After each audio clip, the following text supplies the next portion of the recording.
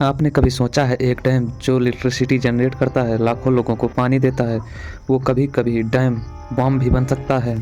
अब आप सोच सकते होंगे कि आखिर ऐसा कैसे हो सकता है और आखिर बात हम किसकी कर रहे हैं। तो बताते चलें, हम बात कर रहे हैं दुनिया के सबसे पावरफुल डैम की, जिसकी पावर का अंदाज़ा आप इस बात से लगा सकते हैं कि यह धरती की रोटेशन स्पीड तक को कम कर देता है। यही नहीं, इसमें मौजूद कंक्रीट को अगर स्विट्ज़रलैंड में डाला जाए तो पूरा स्विट्ज़रलैंड 2 फीट कंक्रीट से भर सकता है। और ये ड्रम और कहीं नहीं बल्कि भारत के पड़ोसी देश चीन में मौजूद है। मगर ये अपने आप में ही एक ऐसा टाइम बम है जो फटेगा तो पूरी दुनिया में तबाही ला देगा। इस जाइंट डैम ने एनवायरनमेंट से लेकर ह्यूमन सिक्योरिटी तक को खतरे में ला दिया है। पता है क्यों? क्योंकि इस बांध में भरी गई ह्यूज वाटर बॉडी आसपास की प्लेट पर दबाव डाल रही है, जिससे छोटे छोटे एर्थक्वेक्स एंड लैंडस्लाइड का खतरा बढ़ गया है। वैज्ञानिकों का मानना है कि अगर ये बांध कभी टूट गया तो इससे निकलने वाली वाटर मास का कैटेक्लिज्म यानी प्रलय आसपास के शहरों को मीलों तक बहा ले जाएगा। यही वजह है, इसलिए इसे टाइम बम का नाम दिया गया।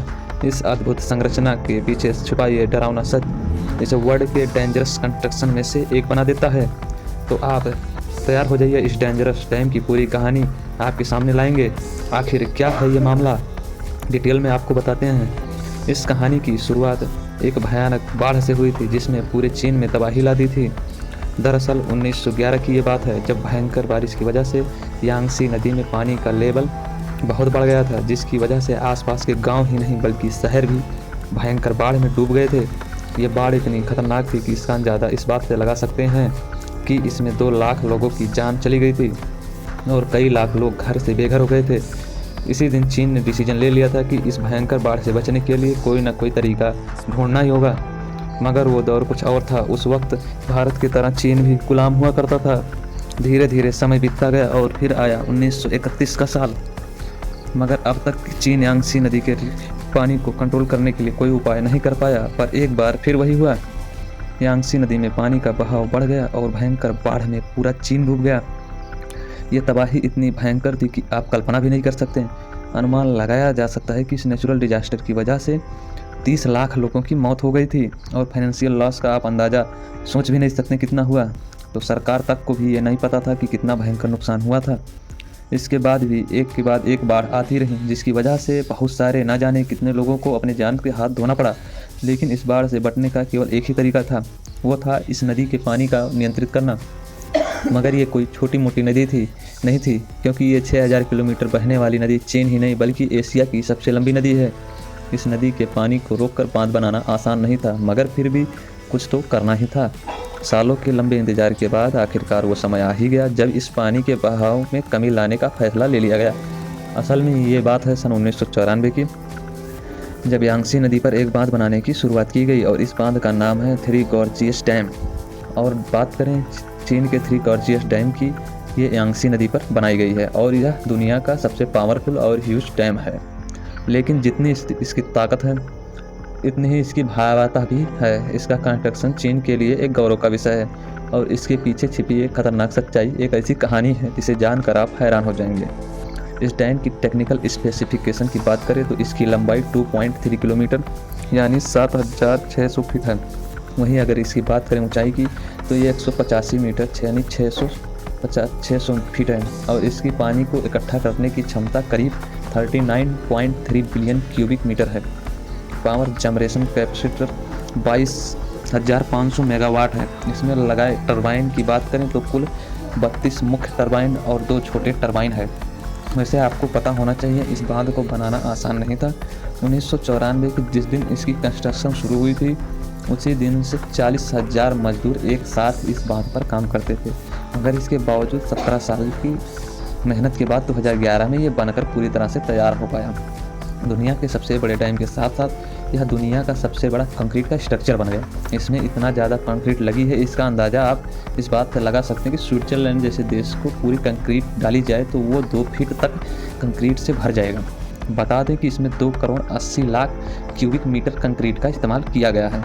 एक्सपर्ट का यहाँ तक ही कहना है कि इस डैम की वजह से पृथ्वी की रोटेशन ही धीमी हो गई। यह किसी सामान्य व्यक्ति का नहीं बल्कि नासा के वैज्ञानिकों का कहना है। असल में नासा के वैज्ञानिकों के अनुसार चीन का यह बांध धरती के रोटेशन को 0.06 माइक्रोसेकंड धीमा कर देता है। अब आप सोच रहे होंगे इस स्पीड के धीमे होने से हमारे धरती पर क्या फ़र्क पड़ेगा। तो बता दें, इससे हमारी धरती पर एक दिन 0.06 माइक्रोसेकंड बड़ा हो जाता है।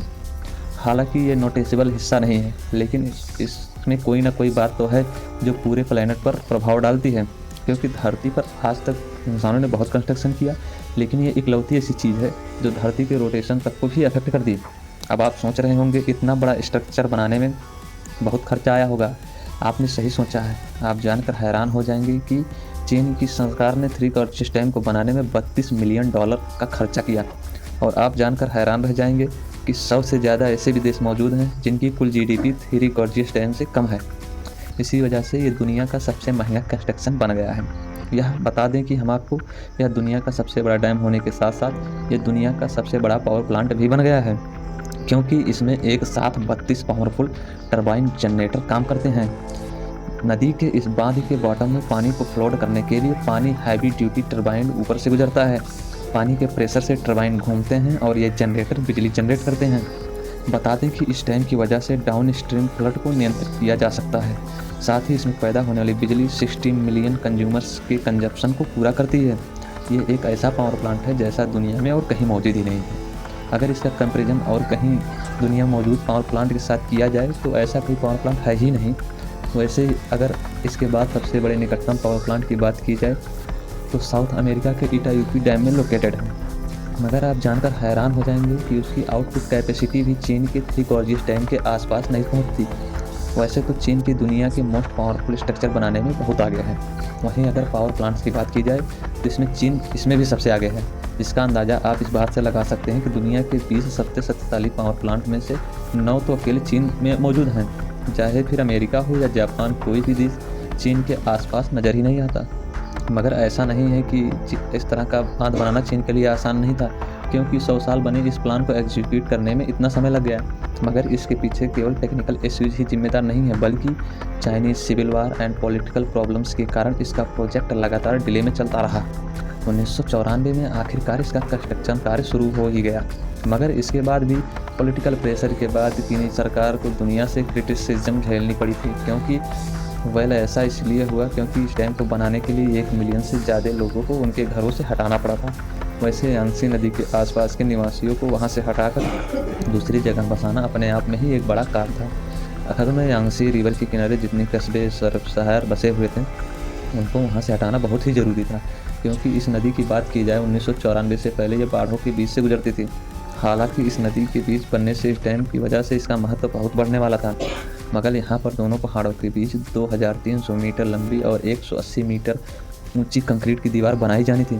लेकिन इस दीवार का कंस्ट्रक्शन यांगसी रिवर के पानी को रोके बिना होना पॉसिबल ही नहीं था, और इस पानी को रोकना आसान नहीं था। बताते चलें कि बांध बनने से पहले इस नदी की चौड़ाई 700 मीटर थी, लेकिन बांध बनने के बाद इसकी चौड़ाई 3600 मीटर तक फैल गई। दरअसल इतने बड़े पानी के रास्ते को ब्लॉक कर पानी के बीच ऐसे दीवार को कैसे बनाया गया होगा। बांध के निर्माण और उसको बनाने के लिए पानी के दबाव को रोकना बहुत ज़रूरी था। इसलिए चीन की सरकार ने नदी के एक साइड में पत्थर डालकर उसके लेवल को ऊंचा किया और इसके कारण पानी बचे हुए रास्ते से बहने लगा।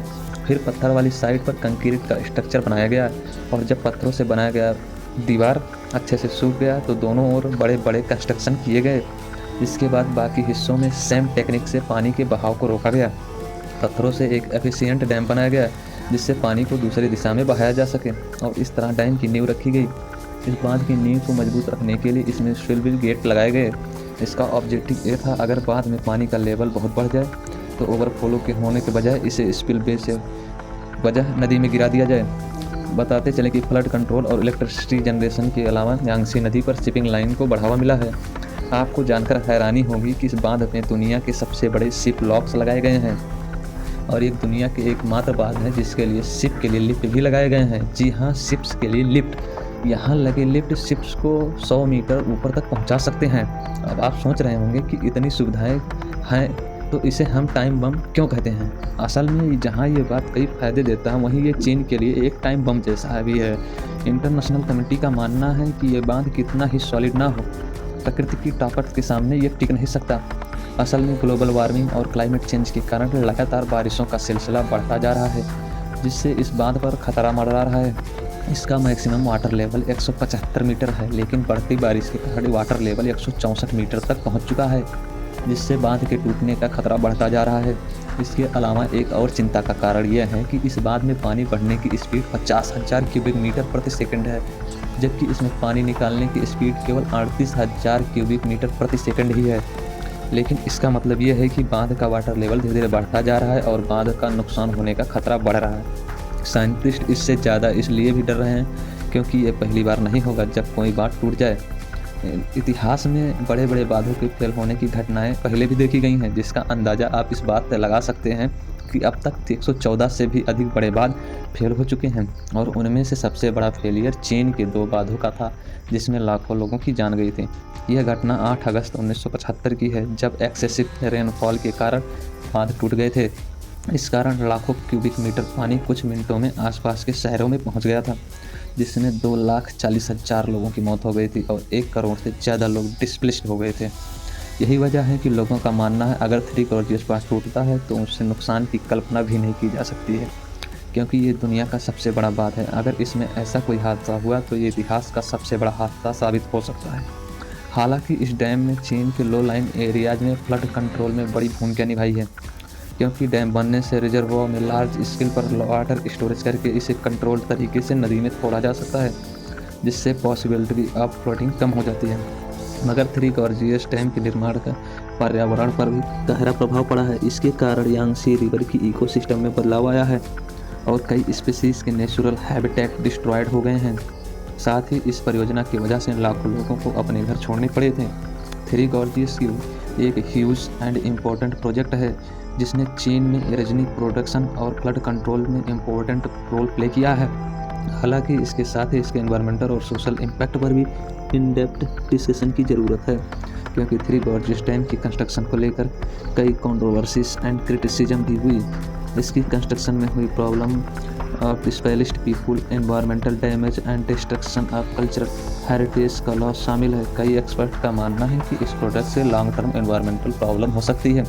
वैसे आपका इस बारे में क्या कहना है? अपनी राय कमेंट करके जरूर बताइएगा। हमारी वीडियो पसंद है लाइक, सब्सक्राइब एंड शेयर करना ना भूलें। धन्यवाद।